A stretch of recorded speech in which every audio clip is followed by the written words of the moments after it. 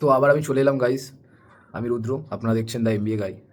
তো আজকে আমাদের যেটা টপিক বা বিষয়, সেটা নিয়ে লোকের মনে অনেক কনফিউশন আছে, মানে অনেকের মনে অনেক কনফিউশন আছে, বিশেষ করে অ্যাজ আ ভারতীয় বা অ্যাজ আ বাঙালি অনেক প্রচুর কনফিউশনস আছে। বিষয়টা যেটা সেটা হলো যে আফগানিস্তানে কেন আমেরিকান সেনা প্রায় 20 বছর ধরে বা 22 বছর ধরে কেন বসেছিল। তারপর তাদের হঠাৎ কি মনে হলো যে তারা 20 বছর পরে একটু সমস্ত ট্রুপসকে উঠিয়ে নিয়ে ওখান থেকে চলে গেল। তাতে তাদের ক্ষতিও হলো প্রচণ্ড পরিমাণ, যেমন আর্মি ভেহিকেল থেকে নিয়ে আর্মারি অবধি সব কিছু তারা আফগানিস্তানে ফেলে গেল। লক্ষ লক্ষ কোটি কোটি টাকার জিনিস তারা আফগানিস্তানে অপচয় বা ব্যয় করে দিয়ে গেল। এবং দীর্ঘ 20 বছর ধরে তারা আফগানিস্তানে বসেছিল। কী কারণে তারা আফগানিস্তানে বসেছিল এবং কেন বসেছিল, এই বিষয়টা নিয়ে আমাদের বাঙালি এবং সমগ্র ভারতীয় মানুষদের মধ্যে, মানে মানুষ্যপটে একটা, মানে কি বলবো, মানে অভূতপূর্ব একটা কৌতূহল আছে এবং কনফিউশনও আছে। মানে জানার যেরকম ইচ্ছা আছে সেরকম তার সাথে সাথে কনফিউশনও আছে। তার কারণ হচ্ছে এই যে কারেন্ট অ্যাফেয়ার্সগুলো বা এই যে গুরুত্বপূর্ণ দৈনন্দিন ব্যাপারগুলো, এই ব্যাপারগুলো নিয়ে খুব বেশি ভিডিও আমাদের জনমানসে নেই। তার কারণ কয়েকজন নামি দামি ইউটিউবার ছাড়া এবং তারাও নন বেঙ্গলি, এই বিষয়গুলো খুব কম লোক কভার করেছে বা কভার করেইনি বলতে গেলে, বা কভার করেছে কিন্তু তার মধ্যে অতটা কী বলবো স্পাইসিনেস নেই যে মানুষ শুনবে বসে। তো আমি বলছি না যে আমার ভিডিওতে প্রচণ্ড স্পাইসিনেস পাবেন আপনারা। আমি টেকনোলজিক্যালি একদম ডেভেলপ নই অ্যাজ আ ইউটিউবার, কারণ আমার কাছে না ইনফ্রাস্ট্রাকচার আছে না লোকজন আছে যে ভিডিওটা খুব ভালোভাবে বা উন্নত প্রযুক্তিতে এডিট করা পসিবল হবে। আমি করতে পারছি না, কিন্তু আপনারা যদি আমাকে সাপোর্ট করেন, আমি যদি গ্রো আপ হয়, আমি ডেফিনেটলি করব। তো শুরু করি আজকে আমাদের ভিডিও। তো আজকে আমাদের যেটা বিষয়, যে আমেরিকা কেন 20 বছর ধরে আফগানিস্তানে থাকলো উইথ দেয়ার ট্রুপস, মানে তাদের সেনা, সমস্ত সেনার সাথে। তো বেসিক্যালি ঘটনাটা শুরু হয় অ্যাকচুয়ালি ঘটনাটা শুরু হয় রাশিয়ার ইনভেডের টাইম থেকে। রাশিয়ার ইনভেড বলতে, রাশিয়া যখন আফগানিস্তানে প্রায় 14 মতো সেনা পাঠিয়ে রেখেছিল এবং আফগানিস্তানের সাথে রাশিয়ার সাথে আফগানিস্তানের একরকম যুদ্ধ হচ্ছিল, civil war. Civil war means, civil war বলা যায় না অ্যাকচুয়ালি, এটাই বলতে হয় যে রাশিয়ার সাথে আফগানিস্তানের যুদ্ধ হচ্ছিল। এবার তার মধ্যে ঘটনাটা এরকম ছিল, ঘটনাটা ছিল রাশিয়া চাইতো আফগানিস্তানের মধ্যে কমিউনিস্ট সরকার মোহাম্মদ বিন তারাকি, যে আফগানিস্তানের একজন প্রধানমন্ত্রী ছিলেন, তিনি হচ্ছেন রাশিয়ার দ্বারা নির্ধারিত একজন ব্যক্তি। রাশিয়ার দ্বারা নির্ধারিত মানে রাশিয়ার দ্বারা আইডেন্টিফাইড এমন একজন ব্যক্তি যিনি কমিউনিস্ট সাপোর্টার ছিলেন এবং যিনি চাইতেন যে আফগানিস্তান ডেভেলপমেন্টের পথে হাঁটুক বা কমিউনিজমের পথে হাঁটুক। তার ফলে কী হবে, আফগানিস্তানের যে সোশ্যাল, মানে কী বলবো, ইংলিশে বললে সব মানুষ বুঝতে পারবে না, অ্যাকচুয়ালি সামাজিক সামাজিক রিফর্মস চেয়েছিল মোহাম্মদ বিন তারাকি সরকার আফগানিস্তানে। এবং তারা চেয়েছিল যে আফগানিস্তানে, তাই জন্য আপনি দেখবেন যে 90s সময়, আপনি যদি 90s কখনো ইউনিভার্সিটি বা স্কুলের ছবি সার্চ করেন আফগানিস্তানে, তখন দেখবেন খুব কিন্তু র্যাডিকালাইজ ব্যাপার স্যাপার একদম ছিল না। একদম সব কিছু নর্মালাইজ ছিল এবং লোকজন খুব সাধারণভাবে, আমাদের দেশে বা অন্য ওয়েস্টার্ন কান্ট্রিতে লোক যেভাবে কলেজে যায় বা স্কুলে যায়, মেয়েরা ঠিক সেভাবেই যেত, সেরকম জামা কাপড়, মানে সাধারণ জামা কাপড় পরে। কেউ কিন্তু বোরখায় বা হিজাবে থাকতো না। ঠিক আছে, একদম মানে পরিষ্কার বলছি যেটা ঘটনা আর কি। তো এই হচ্ছে ব্যাপার। কিন্তু ওখানের মানুষ চেয়েছে, তাই জন্য আজকে এরকম হয়েছে। বেশি সংখ্যক মানুষের চাওয়ার কারণেই তো সব কিছু চেঞ্জ হয় বা রিফর্মস হয়। তো সেই সময় হয়তো সেখানকার মানুষ চাইছিল যে ডেভেলপমেন্ট হোক বা কী বলবো, সামাজিক রিফর্মস হোক, তো সেই কারণে ওগুলো হচ্ছিল। তো আজকে যেরকম চাইছে সেরকম হচ্ছে। তো এটা যেখানকার ডেমোগ্রাফিক্যাল ব্যাপার, এটা নিয়ে আমার কোনো মতভেদ নেই। যদি কোথাও শরিয়া লতে মানুষ খুশি থাকে তাহলে সেখানে শরিয়া ল চলুক, যদি কোথাও ডেমোক্রেসিতে মানুষ খুশি থাকে তাহলে সেখানে ডেমোক্রেসি চলুক। আমার বক্তব্য এটাই, যুদ্ধ ঝামেলা না হোক বাবা, এই চাই। তো তারপর যেটা হলো যে আফগানিস্তানের সাথে রাশিয়ার যে কনফ্লিক্টটা যে শুরু হয়েছিল, এই কনফ্লিক্টটা শুরু হওয়ার প্রথম কারণ হচ্ছে এই মোহাম্মদ বিন তারাকির সরকার আফগানিস্তানে রিফর্ম করতে চেয়েছিল। এবং রিফর্ম এটাই হচ্ছে যে আধুনিকতাকে বা উন্নত সমাজ ব্যবস্থাকে প্রায়োরিটি দেওয়া হচ্ছিল এবং র্যাডিকালাইজেশনকে বা ইসলামাইজেশনকে ধীরে ধীরে কম করা হচ্ছিল। তো এই কম করার কারণে আফগানিস্তানের যে বিভিন্ন ট্রাইব আছে, মানে আফগানিস্তানের একজন ট্রাইব দ্বারা পরিচালিত দেশ। ট্রাইব বলতে বিভিন্ন ছোট ছোট জনজাতি আছে বা গোষ্ঠী আছে যারা আফগানিস্তানকে পরিচালনা করে থাকে। এই তালিবান তাদের মধ্যে একজন। ঠিক আছে, তখন এই যে জিনিসটা, এই পার্টিকুলার জিনিসটা, এটা তালিবানের তখন খটকায় মিন্স তখন তালিবান তৈরি হয়নি। কিন্তু যারা র্যাডিকাল যেসব গ্রুপ ছিল আফগানিস্তানে সেই মুহূর্তে, র্যাডিকাল মিন্স, র্যাডিকাল বলা ভুল হবে, কারণ অ্যাকচুয়ালি আফগানিস্তানের সাথে যখন রাশিয়ার যুদ্ধ হচ্ছিল, তখন যারা আফগানিস্তানের তরফ থেকে যুদ্ধ করছিল তাদেরকে রেভলিউশনারি বলা হচ্ছিল। রেভলিউশনারি মানে বাগি, এক কথা, মানে যারা একটা তৎকালীন তানাশার বিরুদ্ধে নিজেদেরকে প্রুফ করছে, নিজেদের লোকেদের কাছে নিজেদেরকে প্রুফ করছে, তাদের সাথে লড়াই করে। ঠিক আছে, রেভলিউশনারি বা বাগি বলা হতো, রেবেল বলা হতো। তো আমরা বলি না, ওয়েস্টার্নই অ্যাকচুয়ালি নামটা দিয়েছে, আবার ওরাই পরে এদেরকে, এই মানুষগুলোকে টেররিস্ট বলে। তো যাই হোক, তো যখন এই ঘটনাটা ঘটে তখন আফগানিস্তানের যে তৎকালীন র্যাডিক্যাল সমাজ আছে তারা আমেরিকার কাছ থেকে সাহায্য চায়, এবং আমেরিকাও সিআইএ এজেন্ট পাঠিয়ে তাদেরকে সাহায্য করার জন্য একদম তৎপর ছিল। তার কারণ হচ্ছে আমেরিকা কখনোই চাইতো না সাউথ এশিয়া থেকে বা দক্ষিণ এশিয়া থেকে দক্ষিণ এশিয়ায় তার যে দাবদাবা, বা সাউথ এশিয়ায় বা ওয়েস্ট এশিয়ায় তার যে দাবদাবা পশ্চিম এশিয়ায়, সেটা যেন কখনো তার হাত থেকে চলে যায়। ঠিক আছে, এটা আমেরিকা কখনো চাইতো না। আমেরিকা সবসময় চাইতো যে আমেরিকার জায়গাতে থাকবে, কিন্তু পৃথিবীর অন্য যেসব প্রান্ত আছে, ছোট ছোট প্রভিন্স, সেখানে আমেরিকার দাবদাবা সবসময় থাকবে। শুধুমাত্র রাশিয়ার দাবদাবাকে এই দক্ষিণ এশিয়ায় শেষ করার জন্য, বা এশিয়ার মধ্যে যাতে রাশিয়া পুরো ইনফ্লুয়েন্স রাশিয়ার না হয়ে যায়, সম্পূর্ণ ইনফ্লুয়েন্স, সেই ইনফ্লুয়েন্সটাকে ধ্বংস করার জন্য আমেরিকা একটা বাজে বা নোংরা, সোজা কথায় বলা যায়, চক্রান্ত তৈরি করে আফগানিস্তানের সাথে। এই চক্রান্তটা কী ছিল? চক্রান্তটা হচ্ছিল এরকম, একাধারে তো ওখানকার যে র্যাডিকালাইজড বা কী বলবো, বা রেবেল যারা ছিল, তারা তো চাইছিলই যে একটা সশস্ত্র যুদ্ধে নামতে। তাতে ক্ষতিটা কী হতো? তাতে ক্ষতিটা কিন্তু আলটিমেটলি আফগানিস্তানেরই হতো, কারণ আফগানিস্তান সিভিল ওয়ারে জর্জরিত হয়ে যেত। হলেও ঠিক তাই। অ্যাকচুয়ালি কী হলো, তখন আমেরিকা এদেরকে এই যে র্যাডিক্যালাইজ যে গ্রুপটা ছিল, এই গ্রুপটাকে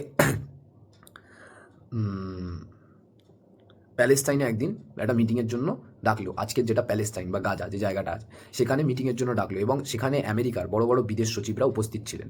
ঠিক আছে, বিদেশ সচিব এবং ডিপ্লোম্যাটিক লোকেরা উপস্থিত ছিলেন। তো তারা ওখানে ওসামা বিন লাদেনও উপস্থিত ছিলেন। সব থেকে হাস্যকর ব্যাপার হচ্ছে, ওখানে ওসামা বিন লাদেন সশরীরে উপস্থিত ছিলেন, এবং ওসামা বিন লাদেনকে সেই সময় আমেরিকা ফান্ডিং এবং আর্মারির যা যা জিনিস প্রয়োজন হয় সেগুলো প্রোভাইড করান, এবং বলেন যে আফগানিস্তানে যে লড়াইটা হচ্ছে, সেই লড়াইটায় আমেরিকা এই সমস্তভাবে আফগানিস্তানের পাশে আছে, এবং ইনফ্রাস্ট্রাকচারালি বা আর্মারির দিক থেকে বা ফান্ডিংয়ের দিক থেকে যা যা সাহায্য দরকার হবে, আমেরিকা সেই সাহায্য করবে। তো আমেরিকা সাহায্য করতে থাকে, এবং আফগানিস্তানের মধ্যে যুদ্ধ চলতে থাকে, আফগানিস্তানের সাথে রাশিয়া, এবং আলটিমেটলি রাশিয়া আফগানিস্তান থেকে চলে যায়। কারণ আফগানিস্তানের যে ভৌগোলিক অবস্থান বা ডেমোগ্রাফিক স্ট্রাকচার, সেই স্ট্রাকচারটা আফগানিস্তানকে অলওয়েজ প্রোটেক্ট করে এসেছে।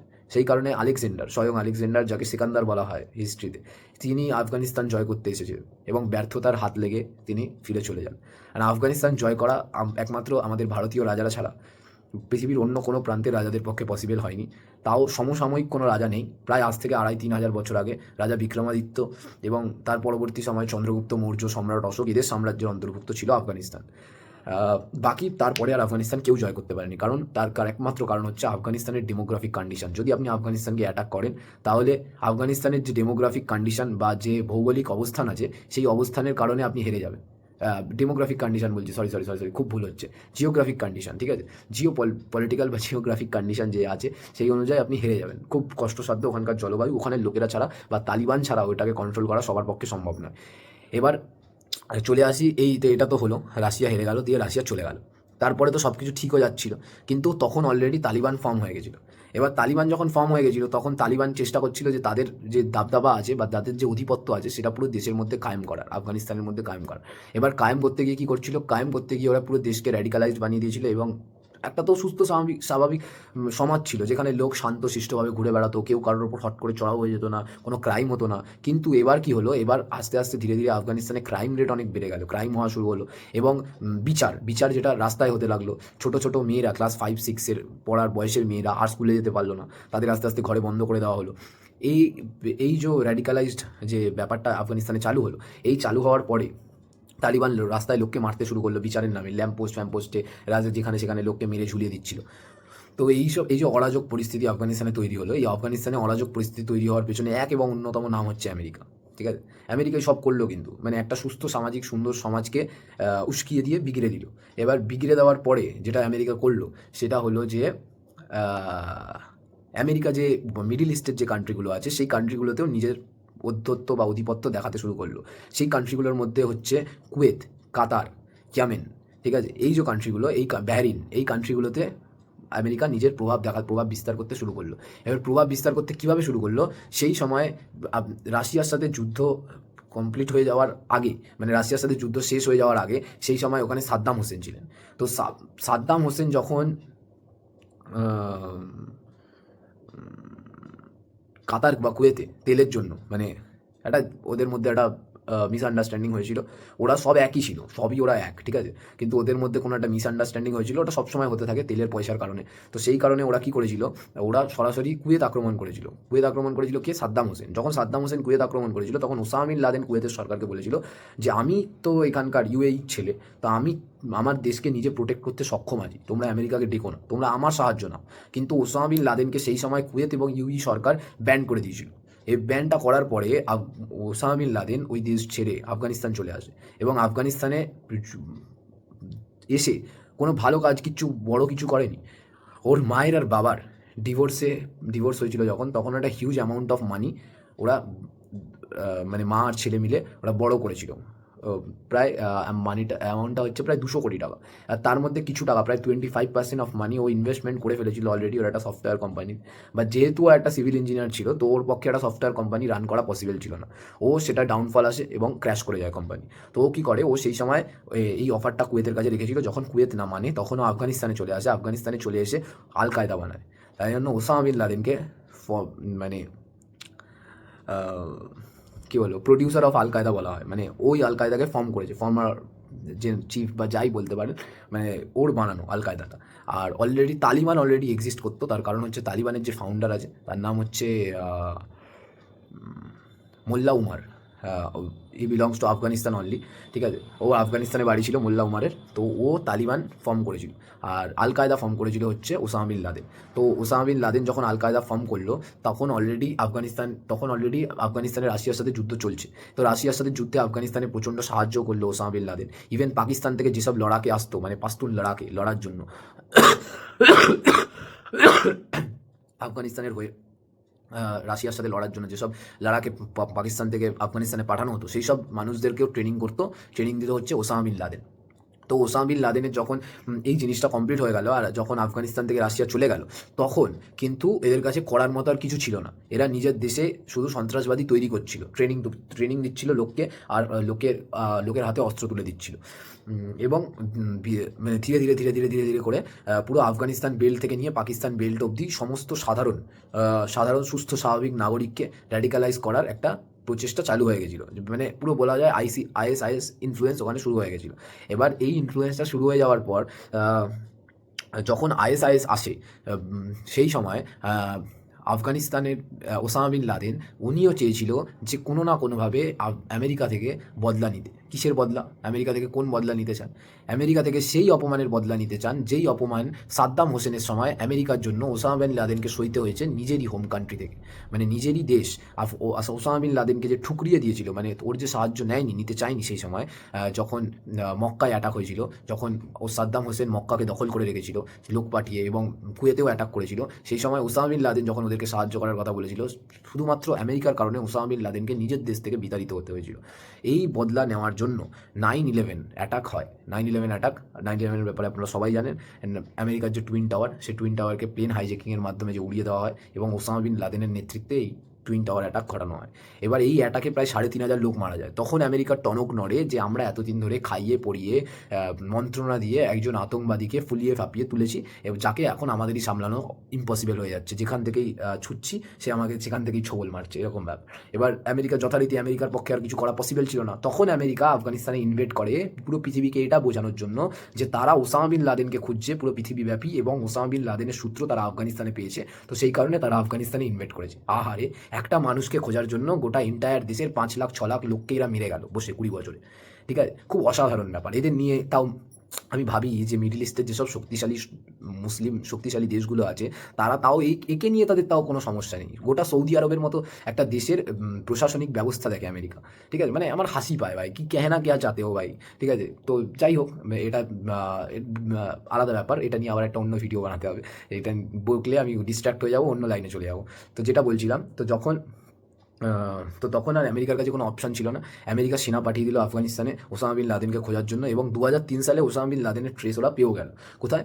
আফগানিস্তানের টোরা ভোরা নামে একটা পাহাড় আছে, যেই পাহাড়ের মধ্যে এমনিতেই মান্যতা পাওয়া যাচ্ছিল যে ওসামা বিন লাদেন গুহায় থাকে, পাহাড়ের গুহায়, এবং কোনো রকম নেটওয়ার্কের ইউজ ছাড়াই ওরা পাহাড়ে আয়নার মাধ্যমে মেসেজ পাঠায় এবং ওর মাধ্যমেই নিজেদের মধ্যে কমিউনিকেট করে। তো এই কমিউনিকেশনটাকে রোখার জন্য এবং এই কমিউনিকেশন থেকে ওসামা বিন লাদেনের প্রপার ট্রেস পাওয়ার জন্য ওরা কী করে, ওরা তোলাভোড়ার ওই পাহাড়ে সার্চ অপারেশন লঞ্চ করে দেয় আমেরিকান সেনা, ইউএস আর্মি। এবার ইউএস নেভি সিল যখন তোলাভোড়ার ওই পাহাড়ে সার্চ অপারেশন লঞ্চ করে তখন ওসামা বিন লাদেনের সাথে ওদের ক্ল্যাশ হয়। এবার ক্ল্যাশ হওয়ার পর দীর্ঘ একদিন অবধি প্রায় সিজফায়ার থাকে। এবার এই যে সিজফায়ারটা কিন্তু আমেরিকা করেনি নিজে থেকে।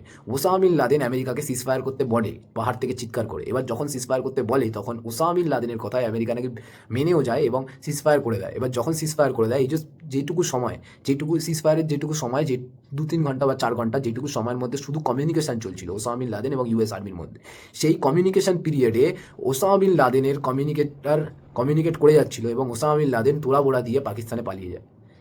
এবার যে পাকিস্তানে পালিয়ে যায় এবং 2001 সালে যে আমেরিকা 2001 সাল থেকে 2003 সাল 2 বছর খোঁজার পর ওসামা বিন লাদেনকে আফগানিস্তানের তোড়াবোড়াতে অলরেডি পেয়ে গেছিল, ক্যাপচার করে ফেলেছিল চারিদিক থেকে, সেই ওসামা বিন লাদেন তাদের হাত থেকে বেরিয়ে যায়, তাদের দেশের 3,500 লোকের মার্ডারার। বুঝতে পারছেন তো কতটা দুঃখজনক দিন ছিল এটা আমেরিকার জন্য। যাই হোক, তো আমেরিকার যারা ইনভেস্টিগেশন অফিসার ছিল তাদের তো মনই ভেঙে যায়, তারা তো ভেবেছিল আর কোনোদিন তারা পাবে না ওসামা বিন লাদেন। তো যাই হোক, ওসামা বিন লাদেন ফিজিক্যালি পায়ে হেঁটে ওই আফগানিস্তান আর পাকিস্তানের ওপেন বর্ডার আছে, কোনো ফেন্সিং নেই, ও পায়ে হেঁটে ওরা দুটো গাধাকে নিয়ে পার হয়ে যায়, আফগানিস্তানের তোড়াভোড়া থেকে সোজা পাকিস্তান ঢুকে যায়। এবার পাকিস্তানে ঢুকে যাওয়ার পর একটা লিঙ্ক পায় সিআইএ একটা লিঙ্ক এটা পায় যে যে পালানোর যে পুরো ইনসিডেন্টটা হয়েছিল, এই পালানোর ইনসিডেন্টটায় যে বা যারা ওদেরকে সাহায্য করেছিল আফগানিস্তানে সেই সময়, যে এরকম একটা টেররিস্টকে বা আতঙ্কবাদীকে ওই সময় পেয়ে যায়, আমেরিকা সিআইএ নিজের হাতে পেয়ে যায় কাস্টাডিতে আফগানিস্তানের মধ্যে। এবার ওকে যখন টর্চার করা হয় এবং দীর্ঘকালীন ইনভেস্টিগেশনের পরে ও একটা জিনিস ওগলায় যে ওসামা বিন লাদেন সেই দিন তোড়াভোড়া থেকে পালিয়ে এই পাকিস্তানের অ্যাবোটাবাদে আসে, কিন্তু অ্যাবোটাবাদে আসার পরের কোনো খবর তার কাছে আর নেই। কিন্তু ওর সাথে একজন ব্যক্তি আছে যার নাম আবু বাকার, এবং সে $50,000 দিয়ে একটি 3 একরের মতো জায়গা কেনে যেখানে ওরা বাড়ি বানাবে। এই ট্রেসটা যখন আমেরিকা পায় তখন আমেরিকা কনফার্ম ছিল না যে ওখানে কে আছে। এবার এরপরে ইনভেস্টিগেশন চালানো হয় ওই বাড়ির ভেতরে কারা আছে, পুরো স্যাটেলাইট ইমেজ ক্যাপচার করা হয়। স্যাটেলাইট ইমেজে কিচ্ছু আসে না, শুধু এটা আসে যে ওই বাড়িতে 10টার বেশি বাচ্চা আছে, 8-10টার বেশি, 3টের বেশি ওয়াইফ আছে এবং 3টে পুরুষ মানুষ আছে। তাদের মধ্যে 2টো পুরুষ মানুষ ট্রেসেবল যাদেরকে দেখা যায়, এবং একজন পুরুষ মানুষ 3 তলার ঘরে 7 ফুটের উঁচু প্রাচীরের ব্যালকনি, 3 তলার যে ঘরটা রয়েছে তার বাইরের যে ব্যালকনিটা রয়েছে সেই ব্যালকনিতে 7 ফুটের একটা উঁচু পাঁচিল দেওয়া, সেই পাঁচিলের ভেতরে ওই ভদ্রলোক হাঁটাচলা করে এবং তার ওপরে গাছপালা লাগানো আছে যাতে তাকে কোনোভাবে ট্রেস করা না যায় বা দেখা না যায়। তো আমেরিকা প্রথমে ভেবেছিল কোনো বড় লেভেল ড্রাগ ডিলার বা আর্মস ডিলার এখানে রয়েছে, যেহেতু ওটা পাকিস্তান অ্যাবোটাবাদ। আবার জায়গাটা খুব সুরক্ষিত এই কারণেই ছিল কারণ পাকিস্তানে এই পাশেই যেই জমিটা ওরা কিনেছিল পাকিস্তানের মধ্যে লাদেনরা, সেই জমিটার একদম পাশেই 1 কিলোমিটার ডিস্টেন্সের মধ্যে পাকিস্তান মিলিটারি একাডেমি ছিল যেখানে পাকিস্তান আর্ম ফোর্সের ট্রেনিং হতো। তো খুব সিকিওর সেফ প্লেস, খুব শান্তশিষ্ট একটা এলাকা, এটা বলে হাই সোসাইটি এলাকা, ঠিক আছে, যেই এলাকাটায় একটা পিন পড়লেও আওয়াজ পাওয়া যাবে এরকম টাইপের একটা এলাকা। তো এই এলাকায় যখন এরকম ধরনের একটা জিনিস বা এরকম ধরনের একটা লোক এসে থাকতে শুরু করে বা হঠাৎ করে জমি কিনে থাকতে শুরু করে, তখন কেউ কোনোদিন ভাবতেই পারে না যে এরকম ধরনের একজন ব্যক্তিত্ব বা পার্সোনালিটি এরকম একটা জায়গায় অবস্থান করতে পারে। তো ঠিক স্বাভাবিকভাবে আমেরিকাও ভাবতে পারেনি। আমেরিকা ভেবেছিল এখানে কোনো স্মাগলার বা ড্রাগ ডিলার আছে। যিনি ইনভেস্টিগেশনে ছিলেন যে মহিলা, সেই মহিলার উপরে প্রথমে সিআইএ থেকে সন্দেহ জ্ঞাপন করা হয়, কিন্তু পরবর্তী সময়ে সিআইএ তাদের বিভিন্ন ওপেন সোর্স এবং বিভিন্ন ইনভেস্টিগেশন প্রসেসের মাধ্যমে জানতে এবং কনফার্ম হয় যে এই বাড়িতে আবু বাকার রয়েছে, যিনি right hand of Osama bin Laden, এবং ওসামা বিন লাদেন রয়েছে যার 99% সম্ভাবনা সিআইএ জ্ঞাপন করে, 0.1% সম্ভাবনা ছিল যে ওসামা বিন লাদেন নাও হতে পারে। কিন্তু যিনি ইনভেস্টিগেশন করছিলেন তিনি 200% শিওর ছিলেন যে ওই বাড়িতে ওসামা বিন লাদেন আছে। এবং আলটিমেটলি 2011 সালে একটা সেই সেই ভয়াবহ রাত যেদিন আমেরিকা ডিসাইড করে যে পৃথিবীর ত্রাস বা পৃথিবীর মোস্ট ওয়ান্টেড ক্রিমিনাল বা সব থেকে বেশি গণহত্যার সেই মুহূর্তে বেঁচে থাকা একজন লোক তাকে শেষ করবে বা পৃথিবী থেকে সরিয়ে দেবে। তো সেই অনুযায়ী তারা একটা অপারেশন লঞ্চ করে। অপারেশনের নাম ছিল Zero Dark 30। না, সরি, সরি, এটা তো মুভিটার নাম, মানে যেই মুভিটা রয়েছে ওই মুভিটাও আপনারা দেখতে পারেন, জিরো ডার্ক 30। অপারেশন একটা ওরা রাত্রিবেলা যে অপারেশনটা লঞ্চ করে, এই অপারেশনটার নাম আমার এক্স্যাক্টলি মনে পড়ছে না, বাট এটার ওপরে একটা মুভি আছে জিরো ডার্ক 30। এই মুভিটা আপনারা দেখতে পারেন। মুভিটা দেখলে তো আপনারা পুরো ক্লিয়ার হয়ে যাবেন যে কি মানে অ্যাকচুয়ালি ব্যাপারটা কী। আর মুভিটা অনেকই বড়, 2.5 ঘন্টা বা 3 ঘন্টার একটা সিনেমা। তার থেকে আপনারা আমার ভিডিওটা বেশি প্রেফার করতে পারেন, প্লাস আমার ভিডিওটা বাংলাতে আছে, বুঝতে সুবিধা হবে। তো যাই হোক, এবার আমি জাস্ট বললাম জোকস ব্যাপার, বাট আপনার মুভিটা দেখতে পারেন, মুভিটা সত্যি খুব ভালো। এছাড়া এবার তো ওরা ওই অপারেশনটা লঞ্চ করে। অপারেশনে 2খানা কুকুরও ছিল এবং 2টো চিনুক হেলিকপ্টারকে ইউজ করা হয় অপারেশনে। প্রায় 30 জন নেভি সিলসের সেনা ওই পাকিস্তানের অ্যাবোটাবাদের বাড়িতে ওই রাত্রে নামেন এবং ওসামা বিন লাদেন সমেত তার ফ্যামিলির সমস্ত ফ্যামিলি মেম্বারকে, তার 2জন বউ ছাড়া সমস্ত ফ্যামিলি মেম্বারকে মেরে দেওয়া হয়। এবং সমস্ত ফ্যামিলি মেম্বার বলতে আরও 2জন ছেলে ছিলেন, তাদের ওর যে নিজের ছেলে ছিল তাকে মেরে দেওয়া হয়, আর যে সহকারী 2জন ছিল তাদেরকে মেরে দেওয়া হয়। টোটাল 4জন, ওসামা বিন লাদেনকে নিয়ে 4জনকে মেরে দেওয়া হয়, মানে এক্সেসিনেশন করা হয়। এবং তাছাড়া যে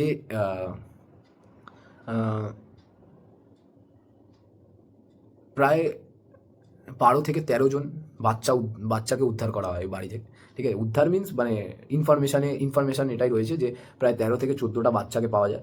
এবং যাদের মধ্যে প্রায় 3 থেকে 4টে ওসামা বিন লাদেনের নিজস্ব সন্তান ছিল এবং বাকিগুলো তাদের সহকারী এবং তার যে আরও আরেকজন যে সহকারী ছিলেন, 2জন সহকারী, তাদের সন্তান ছিল। তো এই হলো ব্যাপার। এবার তো এলিমিনেশনটা, মানে ওসামা বিন লাদেনের এলিমিনেশনটা এরকমই ছিল। পৃথিবীর সবথেকে ভয়াবহ নেতা বা পৃথিবীর সবথেকে মোস্ট ওয়ান্টেড ক্রিমিনাল কায়ারের মতো, মানে কাপুরুষের মতো মুখ লুকিয়ে দরজার আড়ালে থেকে মারা যেতে হলো। তার কারণ হচ্ছে আপনি যতই এই পুরো ঘটনাটা থেকে বা এই পুরো বিষয়বস্তুটা থেকে মারা যেতে হলো। এই যে মারা গেল, এই যাওয়ার কারণে একটা জিনিস হলো তার আগামী 10 বছরের মধ্যে একটা দেশ শুধুমাত্র অন্য আরেকটা দেশের মিথ্যে সাম্রাজ্যবাদ থেকে মুক্তি পেল। কীভাবে? যেমন একখানা ব্যক্তির নামে, একখানা ব্যক্তিকে ধ্বংস করার জন্য বা শেষ করার জন্য আমেরিকা যেরকম প্রাণ নিয়েছিল, আমেরিকা যেরকম 20 বছর ধরে, 10 বছর ধরে, 11 বছর ধরে আফগানিস্তানে বসেছিল, তার পরবর্তীতে আরও 10 বছর আফগানিস্তানে তারা বসেছিল ওই একই অজুহাত দেখিয়ে। কিন্তু আফগানিস্তানে বসে থাকলেও আরও 10 বছর পরে তারা কিন্তু ডিসাইড করে যে তারা এবার চলে যাবে, কারণ তাদের আফগানিস্তানে আসার একটাই মাত্র উদ্দেশ্য ছিল, একটাই, সেটা হলো ওসামা বিন লাদেন নিজে। ঠিক আছে, শুধু ওই একজন ব্যক্তিত্বকে বা একজন পার্সোনালিটিকে খোঁজার জন্যই কিন্তু তারা আফগানিস্তানে ইনভেট করেছিল।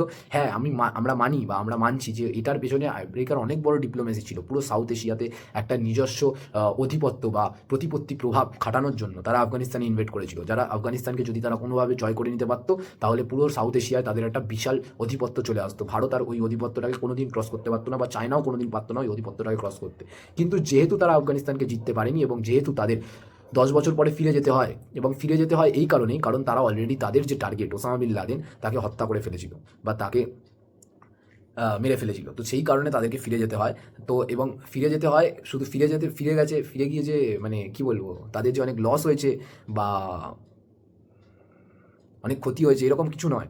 তাদের পৃথিবীর কাছে ইমেজ এটা নষ্ট হয়েছে যে পৃথিবীর সবথেকে শক্তিশালী সেনা পৃথিবীর একটা ছোট্ট একটা দেশে, যেটা একদম ভৌগোলিকভাবে না টেরিটোরিয়ালভাবে ডেভেলপ, সেরকম একটা দেশে পরাজিত হয়েছে এবং তাদেরকে 20 বছর পরে নিজেদের দেশে সেনা উঠিয়ে নিয়ে ফিরে যেতে হয়েছে। তো আজকের ভিডিও এই অবধি। আপনারা যদি এরকম ইনফরমেটিভ ভিডিও আরও পেতে চান তাহলে আমার চ্যানেলকে সাবস্ক্রাইব করুন। আমি রুদ্র, আপনারা দেখছিলেন দ্য MBA গাই। এরকম ভিডিও আপনারা অহরহ পেয়ে যাবেন এবং পাওয়ার জন্য আপনাকে চ্যানেল সাবস্ক্রাইব করতে হবে, নোটিফিকেশানের বেল আইকনকে অন করে রাখতে হবে। আমি যখনই ভিডিও ছাড়বো তখনই যাতে আপনি নোটিফিকেশান পেয়ে যান এবং এই ধরনের ইনফরমেটিভ ভিডিও পেয়ে বাংলা ও বাঙালিকে আরও এগিয়ে নিয়ে যেতে পারেন। আমি জানি না আমার এই ভিডিওগুলো দেখে কার জীবনে কী উন্নতি হবে, কিন্তু আমি এইটুকু বলতে পারি, যদি আপনি আমার ভিডিওগুলো মন দিয়ে শোনেন তাহলে আপনি দেশের বা রাজ্যের একজন রেসপন্সিবল নাগরিক হবেন, এইটুকু আমার গ্যারেন্টি। তো শুভরাত্রি, আজকের ভিডিও এই অবধি, আর দেখা হচ্ছে পরবর্তী ভিডিওয়ে। সঙ্গে থাকুন, এগিয়ে রাখুন।